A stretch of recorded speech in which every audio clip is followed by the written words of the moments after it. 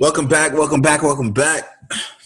Episode 7 of Speaking the Game. I'm your humble host, all right, with the lovely co-host, Coach Elite. What up, though? What it do? What it do? Not too much, man. Just living that good life. How you doing today? Blessed and highly favored. Word. I'm trying to get on that blessed and highly favored train. So I definitely want to stay connected to being blessed. Want to thank you guys for checking in with us, where we pull back the curtains on the conversations that we normally have about basketball. Literally just speaking the game.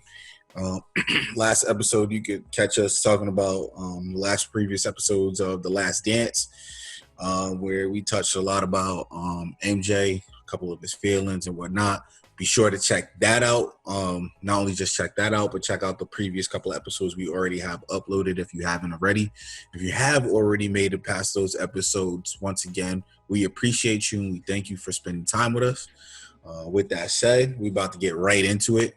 So we have this, not necessarily a predicament, but we have the situation that was brought up. Somebody posted up the 95 Magic versus the 2012 Oklahoma City Thunder.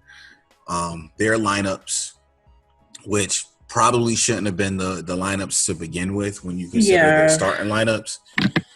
But just a quick rundown. You want to run that down real quick? Actually, give me 1 second. I'm going to go ahead and look for the actual lineups right now. But the question was, who wins? It didn't say who won in a series, who won in a one-off game. Mm-hmm. The question was, what squad do you have? Right? Well, the 95 Magic, because I remember them, both the lists. You have 95 Magic, you had Penny Hardaway, you had Nick Anderson, you had Royal at the small forward, you had Horace Grant at the power forward, and you had Shaq at the 5. For the 2012 Oklahoma City Thunder, you had Westbrook at point. Mm-hmm. They put Harden at the 2. Mm-hmm. They put KD at the 3, Ibaka at the 4, with Kendrick Perkins at the 5. That's what they had. What was missing, and I mean, if you do it as a lineup, even if you did it as a lineup and you did Orlando's best 5 versus Oklahoma City's best 5, Dennis Scott should have been on that list and should have been mentioned in that. Well, first off, I'm looking at it right now. Mm-hmm. Maybe I'll show it. Boom. Okay. Yeah, that's it. So the OKC lineup was in order from point guard to center. Yeah. They already messed up because they did the Magic all off. Mm-hmm. All off. They had, who was that? Nick Anderson first. Yeah. They had Horace Grant, Penny in the middle, Rollo, or whatever the heck his name is. I don't even know who the heck he is, and I'm a Magic fan. You know who Royal is? No, I'm just looking at it like first time I looked, I'm like, I had to think sideways. I'm like, that should be Dennis Scott because it was known as D3. Like, come on now. Definitely should have been Dennis Scott. So the lineups don't even make sense. Mm-mm. So if you're just a pass, I call it pass through fan, just a fan that happens to catch like the highlights only shown on ESPN. You're looking at this like, oh yeah, that has to be, that's all wrong. Yeah, Penny Hardaway can't guard KD. But he could, but okay. He could, but like that's not who he would be guarding. I'll let them have it. I'll let them have that. Like, because if they're gonna take out D3, then they gotta take out if they're gonna take Royal and he's a guy from the bench, or I guess they're doing like one of their bench players to match up with Harden, which is cool, but you're talking about a Thabo Sheffilofa for Dennis Scott, and that's Shafalofa maybe averaged 4 or 5 points a game for that team, whereas Dennis Scott was averaging 12, 13 points for that team for the Magic. Right. So. Shafalofa was only averaging 4.8 points a game and 3 rebounds, where Dennis Scott was averaging 13 points a game. Mm-hmm. The reason why they have Royal above Dennis Scott is because he played almost 400 more minutes than Dennis Scott that season. I think Dennis Scott ran into an injury. Dennis Scott was hurt, I believe. Yeah, I think he ran into an injury because 400 minutes, I mean, that's 10 games. Yeah, but if you look at games played, and hold on, because I do have that. If we look at the games played, then Dennis Scott definitely surpasses Royal. But it got into a really interesting Twitter discussion between you, me, and a couple other people on Twitter. And it seems like the level of disrespect to my Orlando Magic just keeps on going. Every day, it just keeps on growing. I think people forget we're looking at that 2012 Thunder team for what they were then instead of for who those players develop now. Yes. I got into a discussion with one guy, and he goes, what players got better on the Orlando Magic? I was like, nobody got better.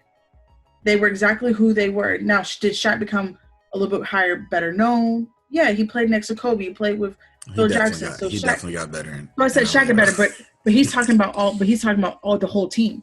Hey, but Nick Anderson, this, that, and the third, Horace Grant. And my thing was, James Harden wouldn't have been James Harden, who he is today, the beard, if he never left. Westbrook, if KD never left, wouldn't be as big as a name as he is now. Because now it's a Westbrook show. He's Mr. Triple-Double now. I mean, Westbrook heading to triple-double everybody was waiting for that. We saw that coming. The writing was on the wall before KD left, even while KD was there. And it's interesting to even think or consider, all right, well, is Harden going to be Harden if he was or if he wasn't, if he didn't leave the Thunder? And honestly, Harden was Sixth Man of the Year that year. So, but what people don't talk about is it was also a lockout season. It was a short season. They only played 66 games in this season. But so you got to look at the matchups. So let's look at the matchups and let's see who wins per matchup. Okay, so let's go. And we're talking 2012 Oklahoma City Thunder. We're not talking about these players in the current data in the current state that they're in. No. We're talking about where they were at in 2012 versus where these players were at in Orlando in 1995. Okay, so we're gonna go from point guard down to center.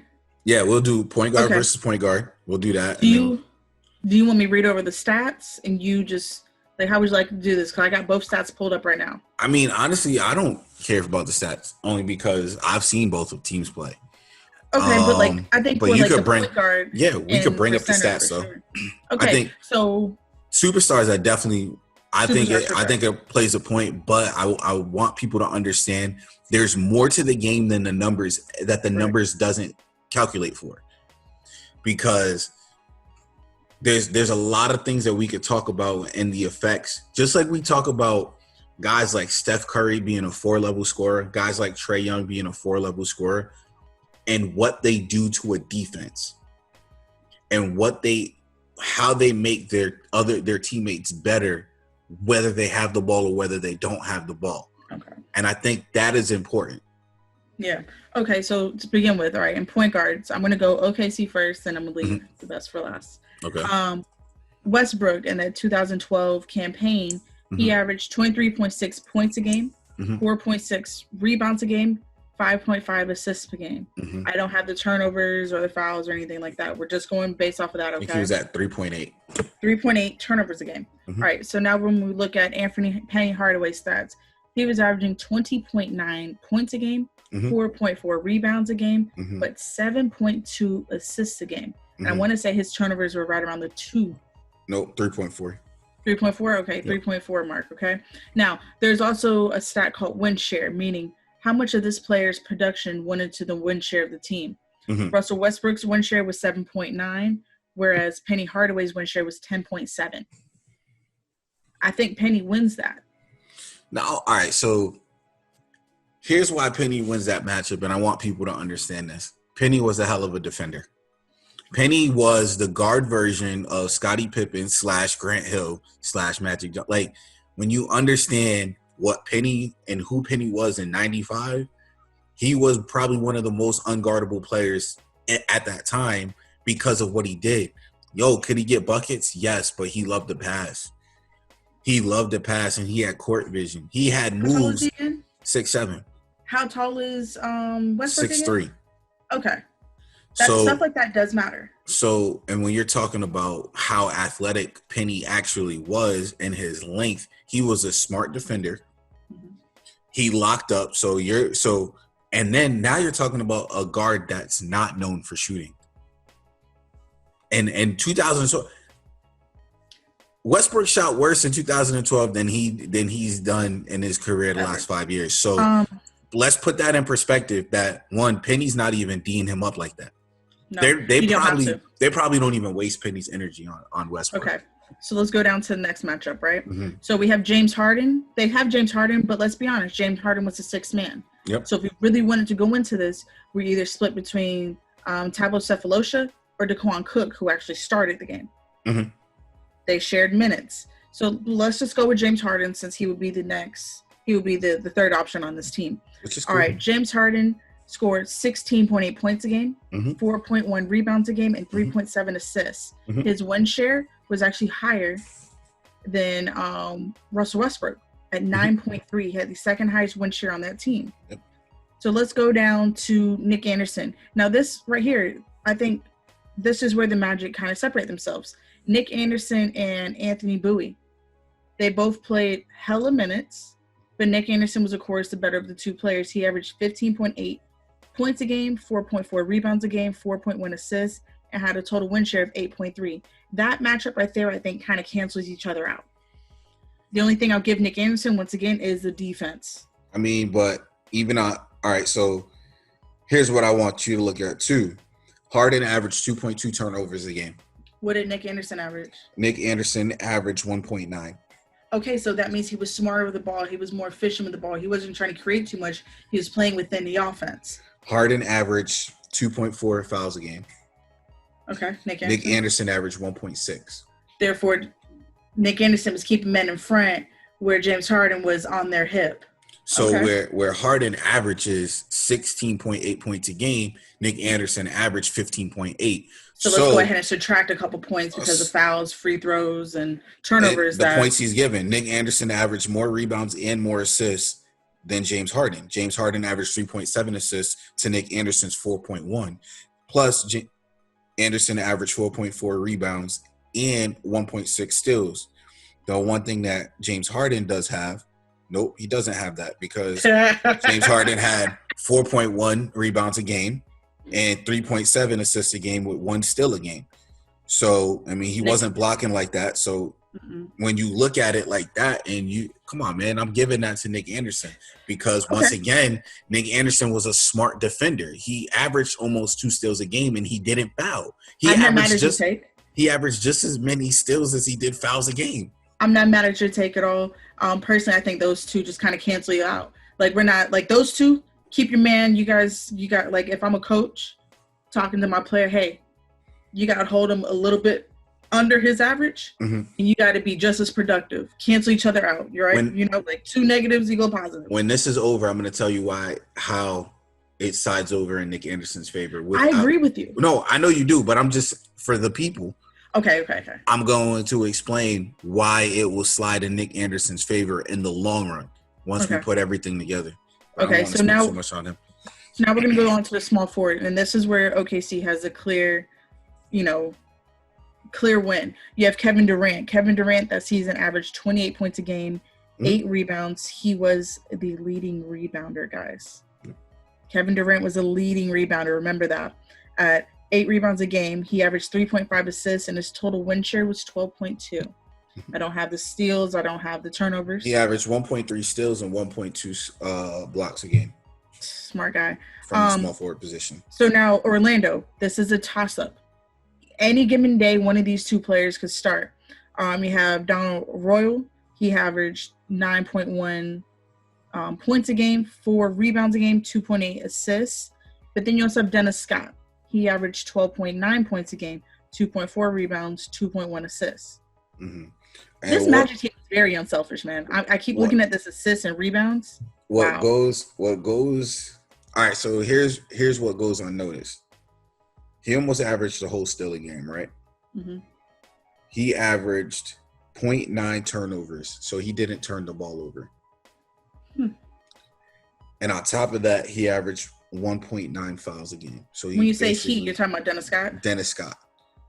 So when you look at the Donald Royal was that defender. He wasn't known for his offense, but Donald Royal and Dennis Scott were before their time at their position.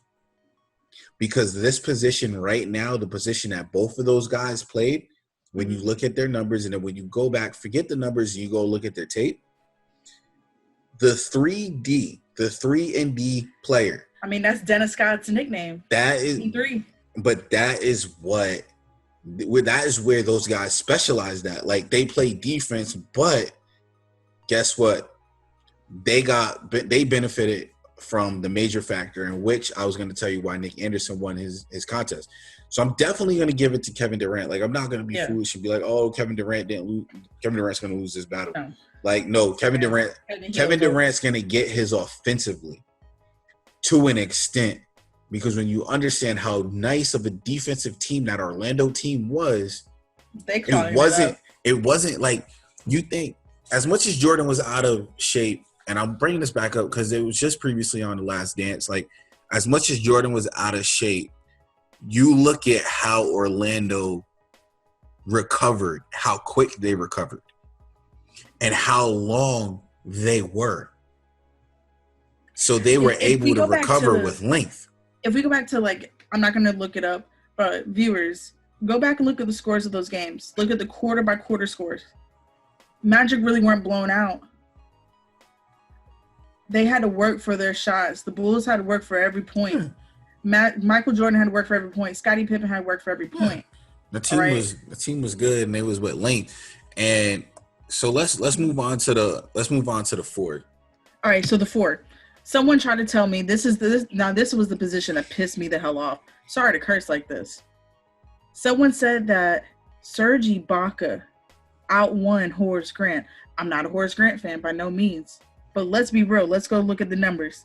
Serge Ibaka averaged 9.1 points a game, 7.5 rebounds a game, 0.4 assists, and had a win share of 6.2.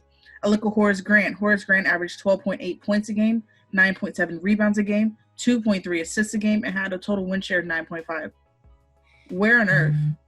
Where on earth does Serge Ibaka? Serge actually wins defensively in this one. Does he? He averaged 3.7 blocks a game, but he averaged how many fouls? They both averaged 2.7 fouls a game. That's where they're. That's Ibaka. Yeah, for a block for a defender at the rim, like 2.7 fouls is really, really good. That's really But good. he only averaged 0.4 assists, like you said, but he averaged half a steal a game, right? So once again, and this is where I want people to understand, this is Horace Grant in his prime. Horace Grant in his prime was pretty stretched forward. He hit that 18-footer religiously. He created enough space for Shaq, but he benefited enough because he had no problems getting down and dirty with Shaq. The reason why Shaq didn't average 14 rebounds a game or 15 rebounds a game was because Horace Grant was averaging 9.7. Mm-hmm. So when you look at the 9.7 that he was averaging, he also averaged 2.3 assists from the power forward position. So let's say this, right? So if an offensive player is getting 9, let's say 10 rebounds a game, mm-hmm. It's easy to say 3 or 4 of those are going to be offensive rebounds. He averaged 3 of them were 3 or 4 were offensive rebounds because he averaged 6.6 defensive rebounds a game. Correct. So there you go. So he's averaging 3 to 4 offensive rebounds. That's more shot attempts. What was Ibaka's? Now understand this, and I want to bring this back and where Nick Anderson contributed 3.3 defensive rebounds a game. Out of the 4.4 that he averaged, 3.3 of those were defense. So back to Horace Grant. Horace Grant also averaged a steal a game. Plus he averaged 1.2 blocks a game. So PG. Not only that, he averaged 1.1 turnovers a game. And this is where the turnovers and the fouls are kind of where they're even. Mm-hmm.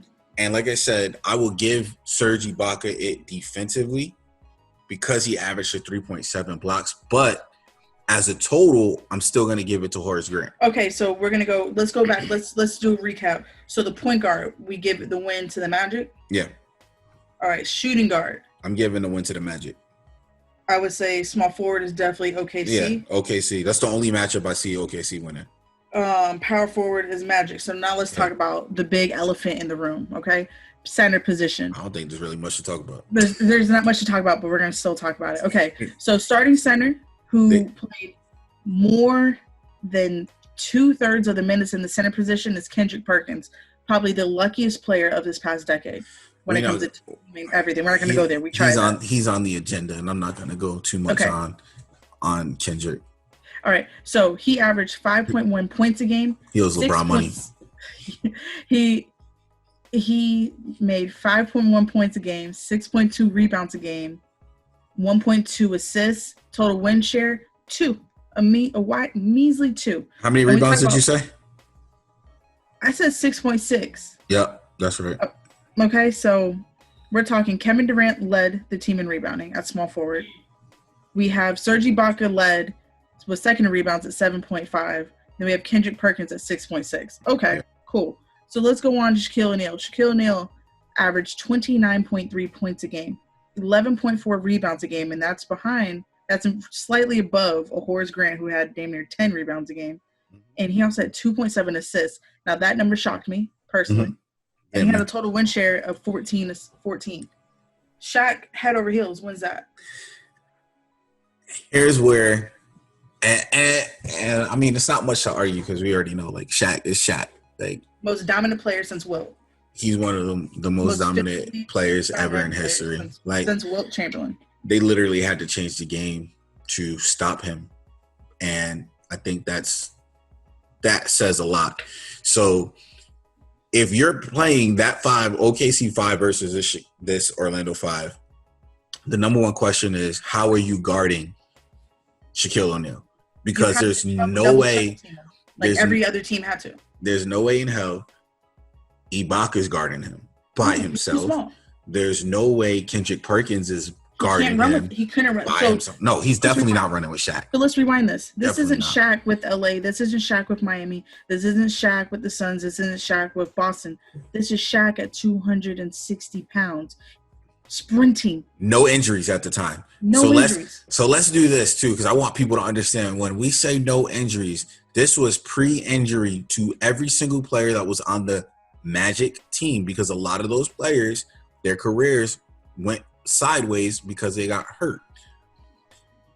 Oklahoma's center that they have in Kendrick Perkins, didn't he get hurt when he was with the Celtics? He did. He rode that bench and he just coasted into another ring. They didn't get a ring that year. They just won the championship. They lost to the Lakers. They took them L's. So anyway, with that being said, like, all right, so do you put your best defender, who at this point is Serge Ibaka, who maybe at best weighs 250? They have to. At 6'9". You have to. You have to put, and then you put Kendrick on the athletic Horace Grant. And Horace once again was run up and down. He was going. The Magic outrunning him. So Westbrook, man, will be so tired. So this is where I sent this out, because I was like, yo, understand this. Oklahoma averaged 103.1 points per game as a team. That was their offensive points per game. What was that? That was third in the NBA at the time, right? Yes, third in the NBA. This is important. This is in 2012. Also, they gave up 96.9 points per game. 17th. Okay. 17th in NBA. Yeah. So then you go to Orlando in 95. They averaged 110.9 points a game. So they damn near averaged 111 points a game. Right? Guys, this wasn't a league that was a high-scoring league. They were number one in the league in points per game. They gave up 103.8 points a game. Boy, they were just running and gunning. They were outrunning everybody. Here's why it's important to understand that. Break it down for us. Even if they play their regular defense and their standard defense, that is Oklahoma's best. That means on their worst night, guys, if the Atlanta Magic play the worst defense possible on average, it is still OKC's average, really good offensive night. What OKC couldn't defend, and they can't defend, is the 110 points. Mm-hmm. Yes, they averaged 97 or 96 points per game defensively, but they never had to play a team like this Orlando Magic team that was before their time, especially in 95. And understand, Oklahoma doesn't have the shooters. KD, they can double KD because they have smart defenders that don't foul, and the ball goes to Westbrook. That was the only shooter on the team. The only shooter that they have outside of KD would be Harden. And he wasn't shooting the way he is now. So he was still getting to the rim. So think defensively, who are you putting on KD? You could put Royal. You could, but Orlando didn't foul. Like that's guarded by committee, man. Yes. And understand, no player in Orlando's starting lineup was smaller than 6'6". They were all long, man. So, and they rotated defensively. They filled in a lot of gaps. So it'd be real tough to say OKC, that 2012 OKC team. Like, you have to get the fact that where you see Westbrook today, where you see Harden today, where you see KD today, where you see what you see after. Like, it's not about what happened after the finals. And then one thing that was said was, well, they didn't get swept. Orlando got swept. They weren't that good.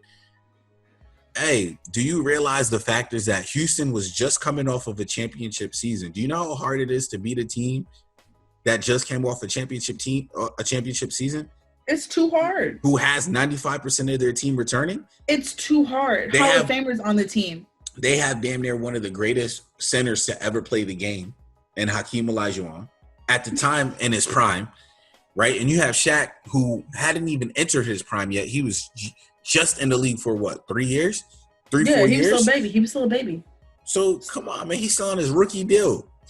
Penny Hardaway still on his rookie deal. He was in the league for less than 3-4 years. Like, bro, like, there's no way you could tell me. Yeah, no, Penny was. Hold on, I'm gonna tell you that right now. So looking at it,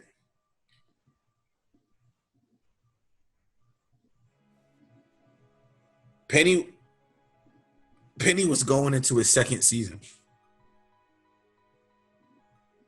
Penny was going into his second season. Shaq was in his third. Such a young team. And they played a Houston team that was full of veterans that was already experienced and winning in the finals. And I got played a coach that hadn't even coached in the NBA finals before. Or coached in that magnitude. What's up? What you got? You ready for this? Mm-hmm. Okay, so Nick Anderson shot 42% from three. Dennis Scott shot 43% from three. Guys, this was before teams were shooting threes. They were both taking something like 6-7 threes a game. Okay, so imagine so now the next question that came up in that conversation, I know we're saying all this a little long. The next question that came in that conversation, do we put the 2012 OKC team in the 95 NBA, or do we put the 95 Magic team in the 2012 NBA? And I said this, don't matter. No, it don't matter. Orlando's got it 9 out of 10 times. Because they have Shaq. So then my next question and my next statement in that same tweet thread was this. If we're talking about just one game play, maybe OKC gets it just because of pure shock. But if we're talking about a 7-game playoff series where the game slows down and gets more physicals and the ref choke up on the whistle, I give it to Orlando Magic all day long. And here's the part that people are missing: coaching. Scott Brooks, that's bad. The same guy that has ran the same play 15 to 20 times down the court. How many times? 15 to 20 times down the court. And while they were not just that one time, but they ran it pretty much the whole rest of the series while they were up 3-1. It's amazing against the greatest so-called, like the greatest regular season team of all time. He ran the same play, high post to Kevin Durant. So it's amazing how efficient Kevin Durant was. When you think about that, defenses knew the play every single time. I think that's testament to how great he was. Exactly. I think that made everyone realize, oh, this might be the best scorer of all time. Because he literally just running the same play. And then you got to throw in there, you have Westbrook. Whenever he passed the ball, he just stood. He never moved. And I don't want to dig too deep. But Westbrook at the time, and understand that Oklahoma City team was young too. Like, I'm not going to sit here and act like they're not, because when you look at their roster, Kevin Durant was going into his 5th year. Almost a vet. He was a vet. Harden was going into his 3rd year. and Westbrook was going into his 4th year. So when you understand that those dudes probably been in the league, those dudes have been in the league, and Serge was in the league going on 3 years. So they were in the league a year ahead. Basically, they're a year ahead of those Orlando guys outside of Nick Anderson, who was in the league going to his 5th year. Horace was going to his 8th, so he was just entering his prime. And Dennis Scott was going to his 4th year. No, Nick Anderson was going to his 5th year. But still. No, Nick Anderson was going to his 6th. Dennis Scott was going to his 5th. But, we're not even going into the bench, and then I'll still give it to Orlando. Orlando bench still wins because you look at OKC's bench, they barely played the whole year. Scott Brooks, for the most part, clearly he stunted the growth of those 3 players. When I say those 3 players, I mean KD, Westbrook, and Harden. He clearly stunted the growth, but I'm on to the next. Before we do that, those aren't the only guys he had. He had Reggie Jackson, he had Eric Maynor, and Eric Maynor was coming off of an injury. Mm-hmm. And then so you look at those guys, and of course you had Steph as well. He never developed a shot. Never developed a shot under Scott Brooks. But no wing that played next to Westbrook had developed a shot, and I'm pretty sure that was frustrating for Westbrook, frustrating for Durant. Whoever played that too never really filled their role of hitting open jump shots. Like, you have one job. They played great defensively, but I think looking back at that, Westbrook has been hindered by not having a good enough coach and shooters. Yes. He's never played, and no offense to D'Antoni, but he's never played under a good coach. Like, no. I would love to see, and that's what I was saying when he was playing. I was like, I just would love to see him under a good coach. Like, I need him under a good coach, being coached. That would have changed his game. Like, I think a coach like Mark Jackson would have changed his game a lot, considering the point guard, the actual responsibilities of the point guard. Did Westbrook play for Coach K with Team USA? I believe, yes, he did. And that was also when his game started to change. Exactly. Team USA. Exactly. His game started changing, and then that's when he started becoming Mr. Triple-Double shortly thereafter, because he realized there's a lot more he could be doing. I think Coach K, if I remember properly, he went to another level, but he also started passing a lot more. Coach K took him off the ball. We could say stat hunting. Yep. We can say stat chasing, but I wouldn't say that. I wouldn't say that. Only because, and I'm going to say this, and then we're going to move on to the next thing. The only reason why I wouldn't say that is because every time I watch Westbrook, even after Harden left, he's trying to win. Man. Westbrook's ability to get to the basket was amazing. And I always said this. I said, if he could figure out how to pass, he'd be dangerous. Yeah, I brought up the Coach K thing because his game did change. Yeah, but I think everybody who played in the USA Olympic model system, or who, because Steph's game hit a zenith. Everybody's game changed. Everybody played it, and they enhanced their game. Like, you can't name one player that hadn't become a better team player or hadn't become a better player in general that hasn't played in it. Who? Harrison Barnes. He did. Which team did he play on? I don't know, but he did, though. The most recent one that doesn't count, because that's the only team he played on. He didn't play on them other ones under Coach K. He never played under Coach K. No. You're right. Listen. I just wanted to throw that joke out there, man. Leave that man alone. All right, what we got next? Talk about an upgrade, yo. He happened to be a free agent at the right time for the Warriors. Boy. And the Warriors would have paid him too.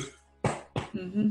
But anyway, let's go transition over to this Joel Embiid and Ben Simmons controversy talk. It's not really a controversy, but it's where we're at, what we see.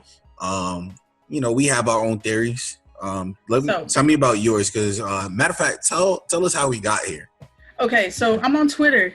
I'm always on Twitter. That's why I say at me. This is why I'm telling you to hit her up, because she got time. Like, she will talk to you. She will argue with you too. I got the time. So I'm on Twitter, and this post came about. It said the level of disrespect Ben Simmons sees, and it was a video of LeBron James guarding Ben Simmons, standing in the paint and actually double teaming Joel Embiid. Mm-hmm. So I retweeted and said, "This is the man y'all say got next.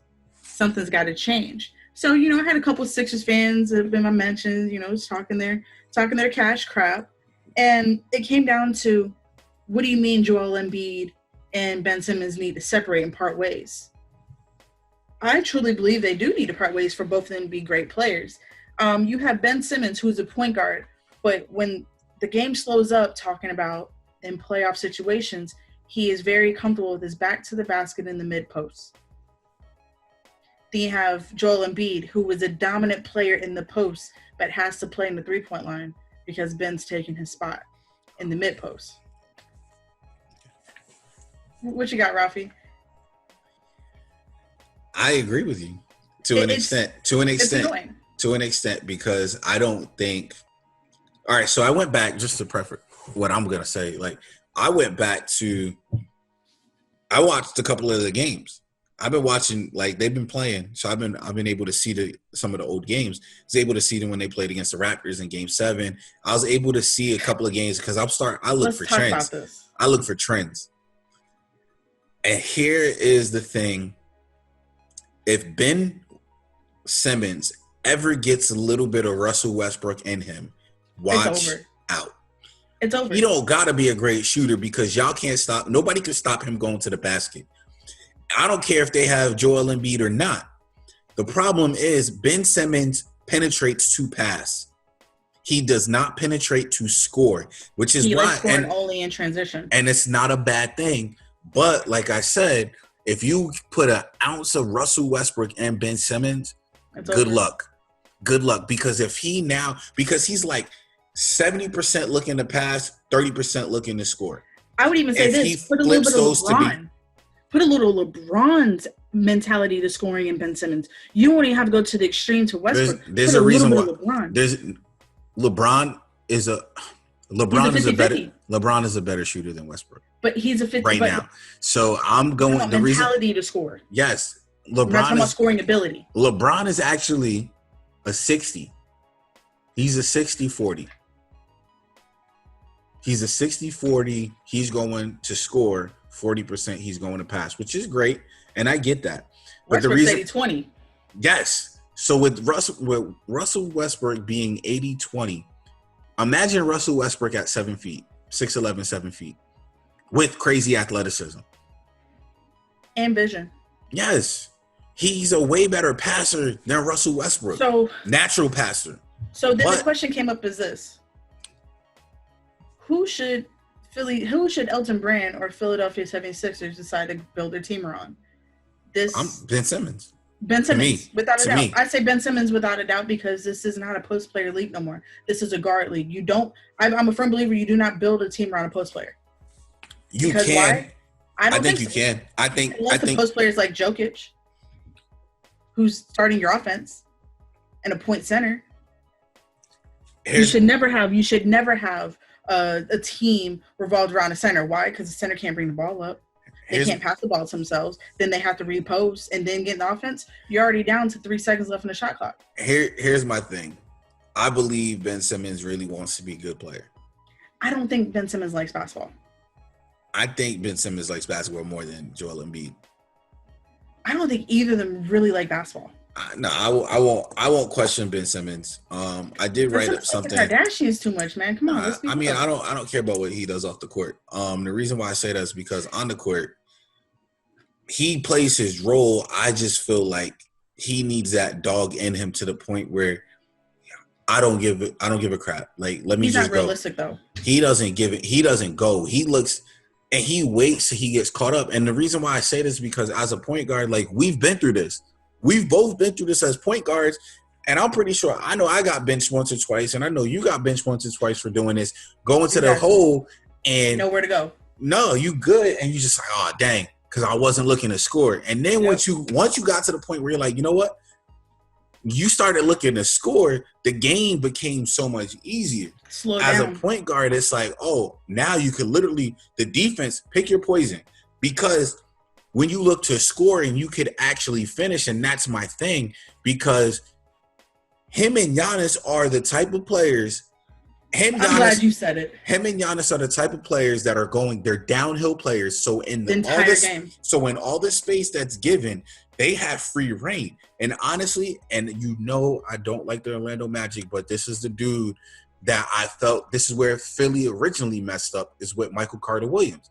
Michael Carter Williams, just like Giannis, just like Ben Simmons, is a downhill player that you can't stop when he goes downhill. So let's pause this, because some people might listen to this might not know what downhill player is. A downhill player is a player which, once they see a part in the paint or part in the lane open up, they go full steam ahead, pedal to the metal. They're going downhill, whether it be on a pick and roll, but like I said, whether they see the lane open up, they take it full steam ahead, head down, and they're attacking. Shoulders wide, head down, they're attacking.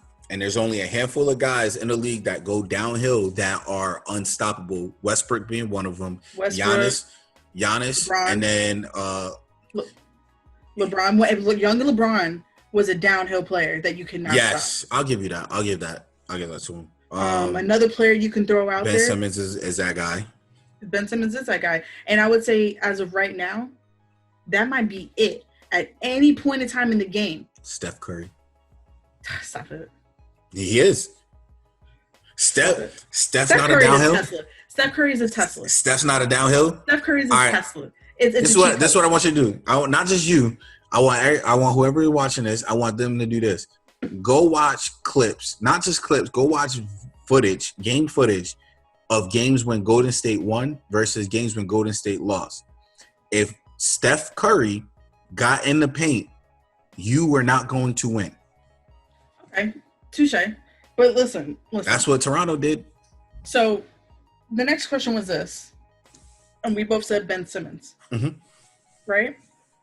This guy goes, "What are you talking about? There's so much success with these two players, blah, blah, blah, blah, blah," on Twitter. And I said, you're right. And that's a testament to how good of players they are. They are not compatible. Their game styles, their gameplay, their spots in their court that they like are not compatible. There's too many times in a game where I see Joel Embiid get angry at Ben. Or there's too many close to the 3-point line. There's too many times in a game where I see Ben Simmons get lost in the offense because now here comes Joel taking his spot. It's too many times a game. This guy said they're best friends on the court, they're best friends off the court, and that's when I knew I was talking to a kid, so I just left it alone. They're not best friends because everybody knows that Ben Simmons and Cat are like this, correct, to an extent. So that's why the fight was funny, because Ben did what he had to do. When you watched him fight earlier in the season, Ben when you watched Joel and Cat fight, Ben did what he had to do. Ben is a great teammate. Like I would prefer Ben. I would prefer Ben Simmons because he's like a prima donna. Ben is healthier. Ben is a better on-ball defender, and at his height, he can literally play all 5 positions defensively and offensively. So then the guy hit me with this. If it wasn't for that lucky shot that Kawhi made, the Sixers would have won it. This is what he said. He said, yes, he did. He said the Sixers would have won. I said, well, let's rewatch that tape for a second.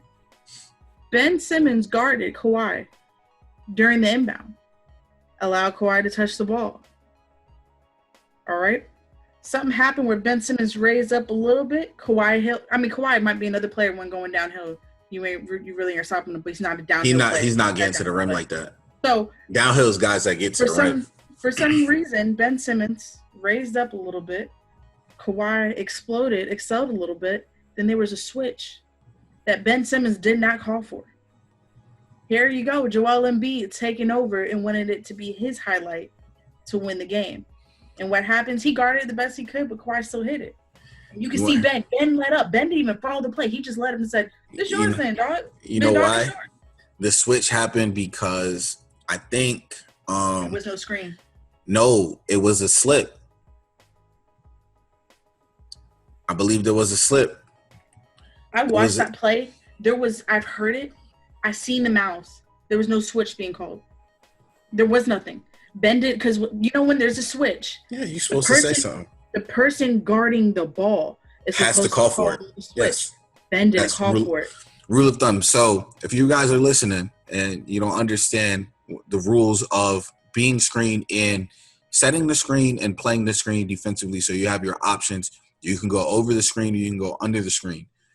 Usually that's predicated on, one, the screen set, where the screen is being set, two, the communication of the screen prior to the contact of the screen. 3, scattering port. Yes. Okay. Yes. But depending on the level. If you're in pickup, you're calling, hey, screen left, screen right, go high or go low. So if you're staying with it, there's no switching really. No, you're pickup. Reality, yes, but at the same time, team basketball, to be a great team defender, you have to communicate. Hey, go high. Go high means stick with your man. Mm-hmm. If you go low, you better hurry and get through. My job is to hedge real quick and still keep a hand or arm or forearm on my man, because you need to get through as fast as you can so I can recover back to my man. And if I don't get recovered fast enough, then I'm here, and then you drop and basically you switch. You face guard my man until you can either even it out or we can switch back. So I watched that play being said. Ben did not call for a switch. Joel switched. And at that point, Ben Simmons got mad and let up. He didn't even go with the slip. He stayed right there, free throw line extended, to watch the play. Mm-hmm. He didn't try to follow the play and put 2 more hands up on that shot. He said, hey, man, I'm done. He was pissed. But I feel like that whole team was, when you look at it. And Brett Brown's been with them for a while. It's time to change that up. If you can't change that up without getting rid of one of those guys. And unfortunately, Ben is the more, like, you can get more for Ben than you can for Joel. I don't care what anybody says. Correct. Like, I don't see too many teams. Which is why you trade. Which is why Elton Brand, who brought in Al Horford, probably ended up trading Ben Simmons. And then this is the last part. The fan goes, it all happened when Al Horford joined the team. Okay, you're right. Don't be mad at Al. Be mad at your GM. That's all I said. Don't be mad at Al. Be mad at your GM. I mean, there's so many moving parts. So, He said Elton Brand formed a really good team around Ben Simmons this year. I wanted to mention that because I'm done. Because, all right, so players that don't get any respect that actually helped with Philly and the advancement of Philly. You had JJ Redick, which they should never let walk, and TJ McConnell. And you let them both go. TJ McConnell and JJ Redick fit in perfectly with Ben and with Joel. They blended because Ben didn't always have to have the ball in his hands, right? Mm-hmm. And then there was times where Redick was doing more offensively in Philly than I've seen him do in a lot of other places. And normally Redick is known for a shooter or a scorer, and honestly, I honestly feel like he did. After watching those games, Redick did a lot of the unsung hero thing. TJ McConnell was a fighter; he was a dog. I think that was important. I think that is important. Like, you need players like those guys on your team because it sets you apart. So I don't think they were going to make a big run in the playoffs this year. As much as Al Horford is a good defender, but we're talking Al Horford's on the other side of his career at this point. So can he really switch the way and defend the way that he was? I still think it worked if they were going to do a high-low with Al and with Joel, but you got like, and that's the problem. At 7-1, he's running his mouth. Yeah, he's nice, but he ain't. Let me tell you, that gap isn't as big as he thinks it is when it comes down to best centers in the league. It's not. So and it's closing quickly. Yes, and you got more bigs coming in the league that are super uber athletic and talented. And honestly, I mean, if I'm Philly, I trade Joel for Ayton. And if you're the Suns, you should do that. Yeah, Joel and Booker would be great together. But if I'm Philly, I'm packaging up Joel for Marketing and Levine. And I'm getting one of those guards off their team. I don't think Chicago does that. Chicago might not have no choice. They need to do something different. And then, but what that does is that brings Chicago in a all-star. It does, which they need badly. And then just get a couple of picks off of the Bulls. Like I would load up off of a lot of that young talent that the Bulls have. Like if I'm Philly and paired and literally put guys around him. Like if you can get Levine and you can get Larry to pair up and play with Ben Simmons, man, Ben Simmons don't ever have to shoot. But I guarantee you one thing, you won't be able to guard him. So I'm with you on that one. Let's transition real quick to let's do our segment of play, cut, and bench. All right. So you want to break it down, who we have, who they play for? Would you like for me to do that? You can do that. Okay, hold on. Give me 1 second. I'm trying to get everything. I'm trying to get my last little bit stuff done because I know you about to come dropping the bombs on me on this topic, so I need to get fully prepared, man. You do a little bit much. So go ahead and tell them what the segment is again. Play, bench, cut. We took it off of, what shows up every once in a while from on social media where you'll see you got an opportunity. Do you want to play a player? Do you want what you have to? We have 3 players. One you have to bench, one you have to play, and the other one you have to cut. And the choices out of those 3, you decide why you want to and the reason. Okay. So last week we did a center. This week we're going to do the power forward position, okay? We want to do some players who are all pretty similar and just as important for their team. So this week we have the Atlanta Hawks' John Collins, the Indiana Pacers' Domantas Sabonis, who was just a first-time All-Star this past season. And then we also have the New York Knickerbockers. Former Laker, former Pelican, former Kentucky Wildcat. Yeah, Julius Randle. So, Ralph, I want you to go first. Because last time I went first. Okay. So you got start, bench, cut. This is tough, only because I have an extreme amount of respect for all 3 of the players. Okay, so who you got? I'm gonna write it down. All 3 of them are young. 2 of them are 20 and 10 guys. So I'm looking at what else can you do besides in your position. Actually, one for sure is a 20 and 10. Mm-hmm. The other 2, fringe. They're right there. But one's been doing it a lot longer. Okay. I'll give you that. One's been doing it a lot longer. So, I know he was elected an All-Star, but he's the one that I'm gonna have to cut. Okay, so Sabonis. I'm gonna cut Sabonis.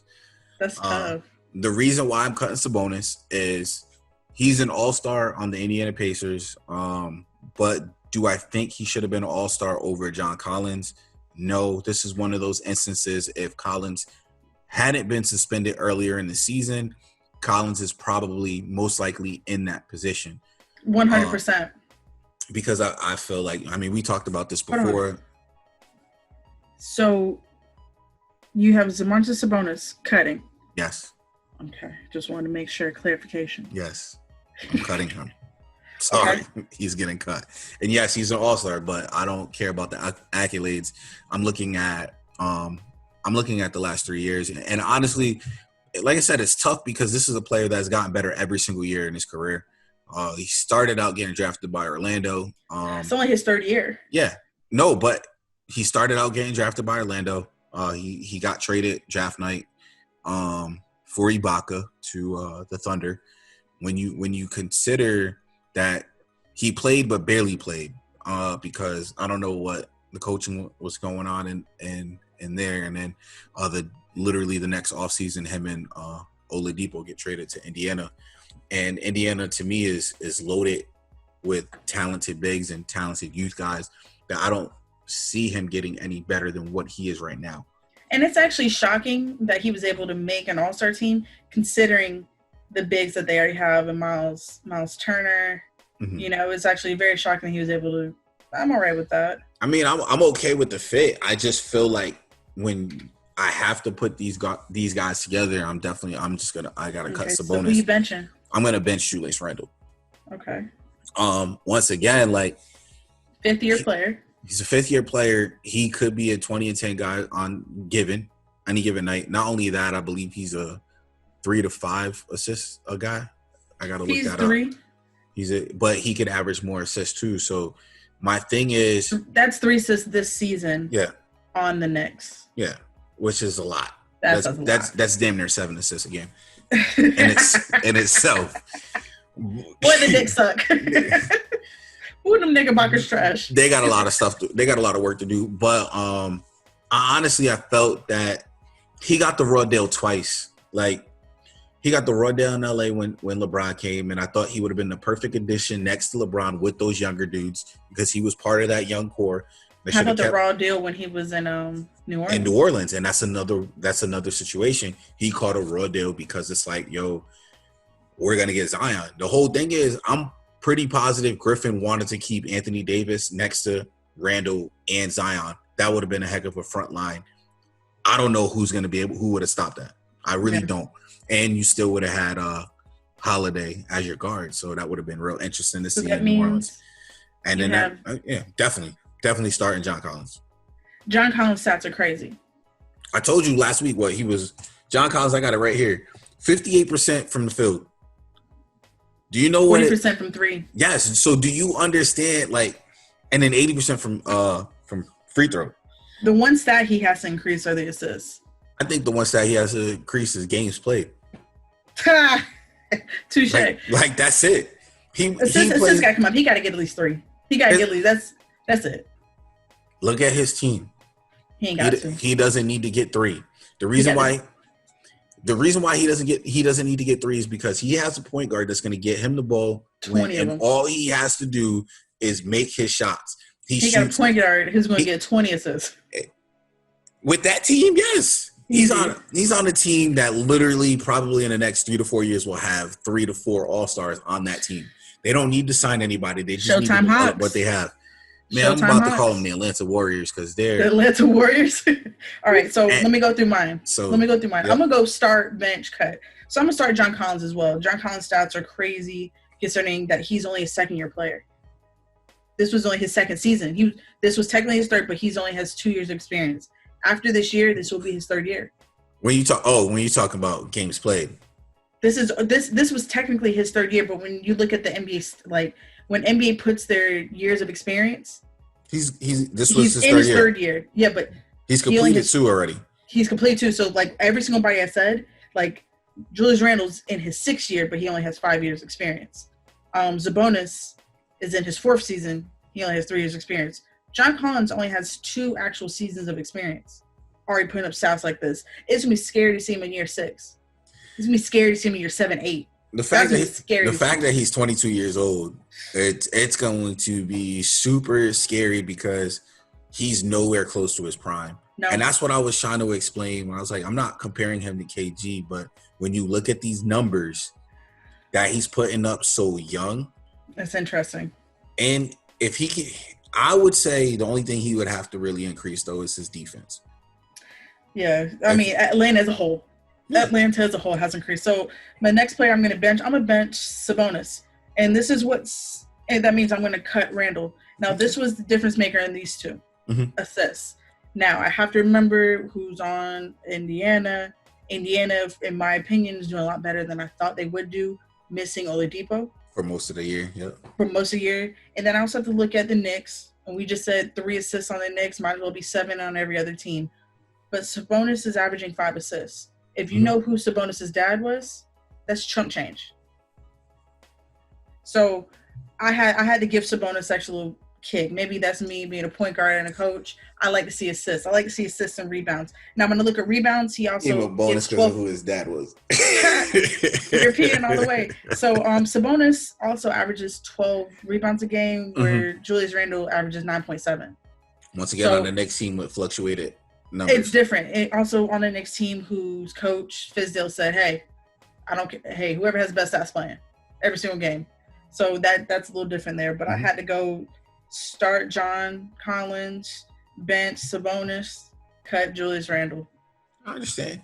I understand. I just think Randall's one of those dudes, and you have to look at it. Is when you said this is his sixth season. No, this is really Randall's fifth because he was out. He was hurt. He was hurt his rookie year. Yeah. So when you look at it, I mean, it's basically his fourth or fifth year. He completed 3 years with the Lakers, 1 year with the Pelicans. Like, he's gotten the raw deal on many times, on many occasions, and he's one of those players. When I first saw him, I was like, yo, he reminds me a lot of Barkley. You got that guy. He's a Barkley mixed with a Lamar Odom. He's a lefty. You got that guy. The problem is Lamar closer to a Barkley for sure. But he was a bully. He was a bully like Barkley, but he slimmed down a lot. He wanted to be that guard so bad. He wanted to be a guard. Yes, he did. He transitioned with the league. Boy, he came in shooting a bunch of threes, which he did not do in Kentucky. But that was also a very young Lakers team at the time where he could do those things. There's no penalty. There's a lot of players in Kentucky. There's a lot of players that come out of Kentucky doing things that they didn't do at Kentucky. Because they had other players that could do the same things, or they had rules. So I don't judge him on Kentucky. Like, if I always mention like that draft, I always wanted the Lakers to draft Zach LaVine, but I wasn't mad at the Julius Randle pick because I really think Randle, given the right circumstances, could have been a superstar. Agreed. Unfortunately, he's not going to be that. He's not going to be a Hall of Famer unless something happens over the next. What would be a good team for him? 10 years.